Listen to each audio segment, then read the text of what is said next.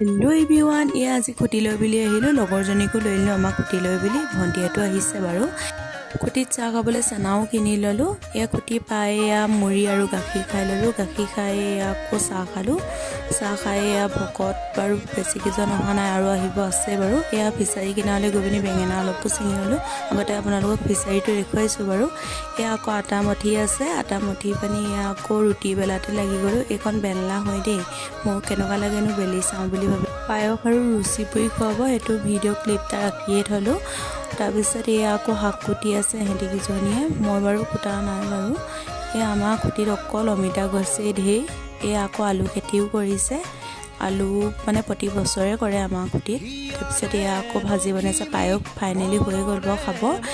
আকৌ আমি গোটেইখিনি গৈ পিনি খাবলৈ বহিলোঁ। বহুত ধুনীয়া বনাইছিলে পায়সখিনিও।